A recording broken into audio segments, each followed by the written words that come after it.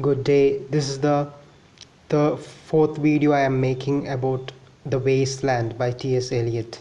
In this video, I'll be talking about the fire sermon. The fire sermon is the third part, the third section of the wasteland.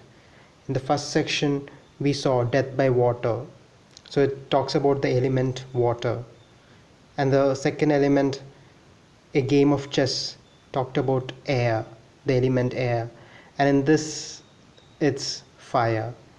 So all the five sections of T.S. Eliot's Wasteland are about different elements of nature that comes from the Greek idea of the five elements. So here we have the fire sermon. The fire sermon is something special because it's a reference to a very famous sermon made by Gautama Buddha.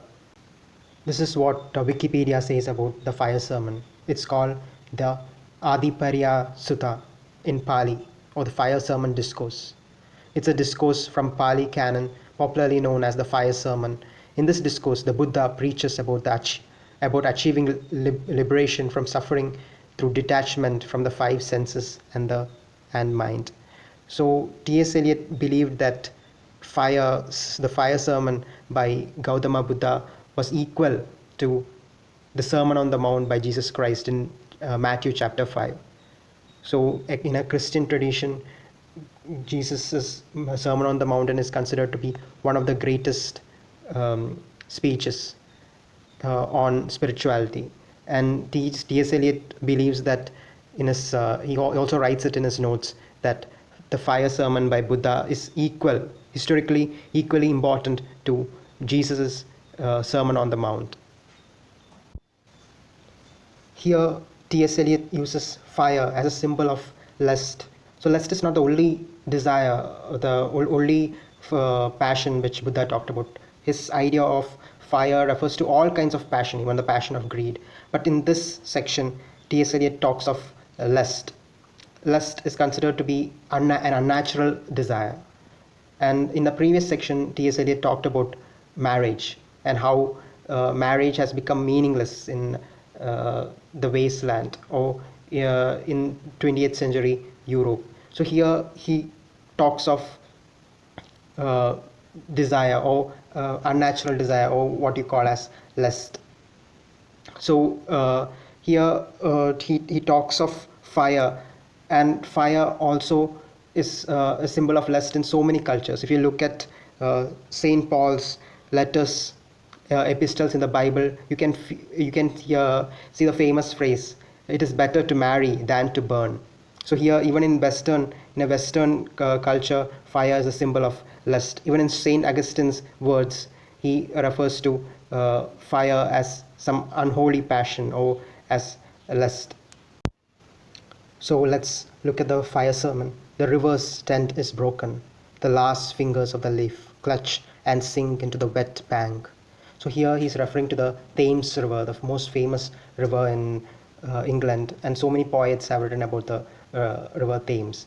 And here the river is broken. Usually Thames River is portrayed as something positive, but here is a line about Thames being broken. So in a way, there is no baptism, there is no spiritual cleansing because the river is broken. The last fingers of the leaf clutch and sink into the wet bank. The wind crosses the brown land unheard. The nymphs are departed. So all the nymphs have gone. So it's actually a reference to a famous poem by Edmund Spenser, called Prothalamine. It's a marriage song.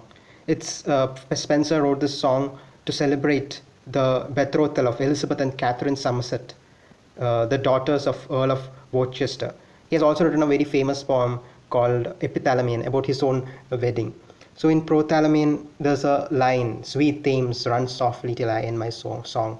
This line is repeated. If you check the poem Prothalamine, you can see this line, "Sweet Thames, run softly till I end my song," which is keeping on repeating throughout the poem, especially in the last lines of every stanza. This line keeps on repeating like a refrain. So this is actually a reference to that particular poem. It's a example for intertextuality.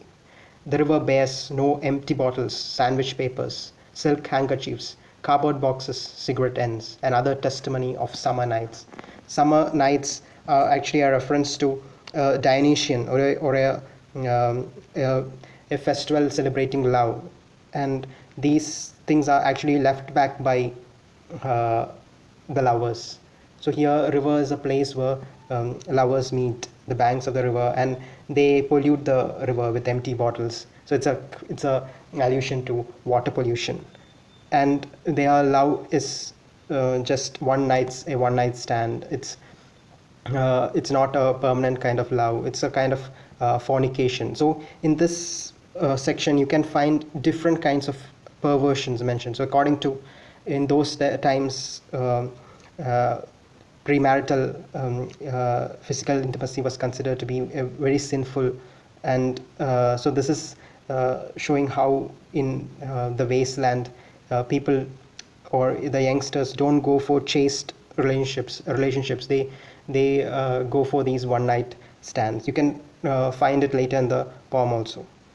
Or other testimony of summer nights, the nymphs are departed. So there's no wedding, there are only one night stands. And their friends, the loitering hairs of city directors, departed, have left no addresses. So they are not leaving any addresses.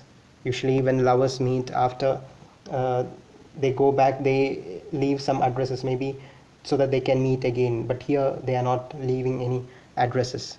So it means that their love is just for the satisfaction of the senses, or to satisfy their lust. So it's a symbol of fornication. By the waters of Leman, I sat down and wept. Sweet Thames, run softly till I end my song. So these lines are taken from Psalm 137. You would have heard the famous song, by the rivers of Babylon, though we sat down, and yeah, we wept when we remembered Zion. And you have a continuation. How can we sing the Lord's song in a foreign land? So it's actually a reference to that famous Bible line, which was later immortalized by Boney M in this song.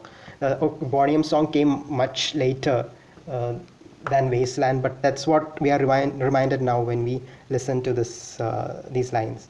So they can't sing. The Jews who had sinned in the eyes of the Lord Yahweh, they cannot sing in the foreign land, because their land has been taken away because of their sin, and they cannot sing the praises to the Lord. They cannot pray because they are in a foreign land. So here, after the First World War, that's what they are feeling. Sweet Thames, run softly till I end my song. Sweet Thames, run softly, for I speak not loud or long, but at my back in cold blast I hear. A cold blast I hear. These lines are actually referring to lines from line number 21-22 of Andrew Marvell's To His Coy Mistress. In To His Coy Mistress, Andrew Marvell talks to his lover, Lady Love, and asks her to have a physical relationship with her. Don't be shy. But here, such a thing doesn't happen. The old values of shyness has left the world, and here it's used in a very ironic manner. The rattle of the bones and the chuckle spread from ear to ear. So it's a skull whose smile is left from ear to ear, and the rattle of the bones, and it refers to the again to Ezekiel, the valley of bones. And it all can also symbolize the Fisher King myth, where everything is, because the Fisher King has lost his fertility, everything has gone dry. A rat crept softly through the vegetation. So a rat is moving through the dry waste land, dragging its slimy belly on the bank while I was fishing in the dull canal. So actually it's very ironic. There's no water in the canal, and he's trying to fish. So here again it's a reference to the Fisher King. The Fisher King myth and the quest for the Holy Grail is is the main unifying theme of the wasteland. On a winter evening, round behind the gas house, musing upon the king, my brother's wreck. So this is a reference to Tempest, Shakespeare's play The Tempest. It's a reference to Act 1, Scene 2 of Tempest. It refers to Ariel's music reminding Prince Ferdinand of the supposed death of his father. White bones naked on low damp ground, and bones cast at low dry garnet, rattled by the rat's foot only year to year. But at my back from time to time I hear. Again, it's a reference to Andrew Marvell's To His Coy Mistress. The sound of horns and mortar. And here in the modern world, everything is reduced to machines. You have the sound of horns and motors. There's a very unnatural or artificial imagery. There's no trees, or there's no music. There's no chariots. Instead of chariot, you have horns and motors, which I shall bring. Sweeney.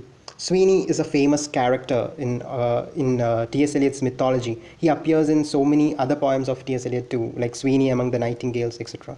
Sweeney is a rake. He's a kind of Don Juan or Casanova, a playboy. So he takes pleasure in all the sensual things of nature, and he does not care of morals, etc. So he's a representative of the modern man who does not care of morals.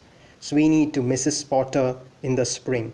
Mrs. Potter is a very important character because she can be referred to a famous song, a vulgar ballad sung by the soldiers during the Second World War. So there is a famous song, "Oh, the moon shines bright on Mrs. Potter and on the daughter of Mrs. Potter, and they both wash their feet in soda water, and so they ought to keep them clean." So Mrs.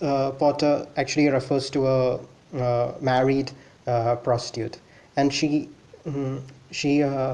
has relationships with so many soldiers, according to that poem. But here she has a relationship with Sweeney. So here you should note that it's a adulterous relationship. So in the beginning we saw fornication, and now we look at adultery. Oh, so that's also a perversion of a sexual desire, or you can call unnatural desire, which is lust. Sweeney to Mrs. Potter in the spring. Oh, the moon shone bright on Mrs. Potter. Again, a reference to the song. And on her daughter. They wash their feet in soda water. So here, soda water doesn't refer to the aerated drink we are familiar. Here it means a solution of soda bicarbonate. And here, Mrs. Potter washes herself with this in order to avoid venereal diseases or sexually transmitted diseases after having a relationship with the soldiers or with Sweeney. And these are famous lines. Lines following it is a famous line from a French poem called Parsifal, written by Verneuil. So in the poem, Parsifal is resisting seduction from a temptress called Kuntri. And these are the lines from the poem in which when Parsifal goes to a castle to rescue someone or to heal the wounded king, and his legs are being washed, and while his legs are being washed, the children sing these lines. Oh, those children's voices chanting from the choir loft. So that's actually the translation of these lines. Oh, those children's voices chanting from the choir loft. And here it's used in a very ironic way. Here no one tries to protect their own chastity. And again you have a reference to Philomel. We already saw that story from Ovid's Metamorphosis, how she's transformed into a nightingale. Twit, twit, twit, jug, jug, jug, jug, jug. Jug again, so rudely forced. So jug again is a reference to the sexual act, and Tiro is the reference to the rapist. So you have in the beginning of the section you have fornication, then you have adultery between Sweeney and Mrs. Potter, and then you have rape, which is also a product of lust. Then you have Unreal City, again a reference to London or Paris, which we already saw in the first section of the burial of the dead. Under the brown fog of winter noon, Mr. Eugenides, the Smyrna merchant. And this is these lines are actually a reference to homosexuality. We'll see why it is so. Unshaven, with a pocket full of currants. CIF London documents at site. CIF refers to cost insurance freight. So Eliot seems to be going for a business visit, and he's planning to buy some bonds or something like that. Then that's when he meets Mr. Eugenides, and Eugenides is actually a homosexual. Ask me in Demotic French. Demotic means vulgar. Actually, the original word used here was abominable, but extra pound suggested to use this word demotic. And these places, Cannon Street Hotel and Metropole, these places were famous for places where homosexuals. It was a famous place, a meeting point for all of them. So here, T.S.Eliot is getting us invitation from a homosexual to have a relationship with him, to luncheon at the Cannon Street Hotel, followed by a weekend at Metropole. So these are real places in London.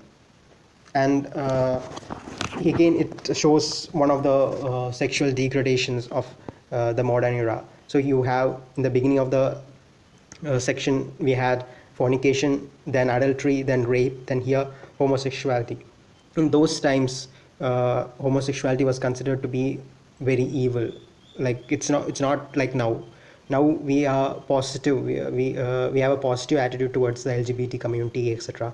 But in those times, it was considered to be something deviant, something devilish, to have a homosexual relationship. And these through these four deviant forms of relationship, T.S. Eliot is criticizing sexual love or physical love during the modern era. So I'll continue this section in my next video. So in my next video, I'll be talking about tyresses and that typewriting girl, which is a very, very important part in this section. This is just this is just the part one of the fire sermon. So like and subscribe to Denver's Den.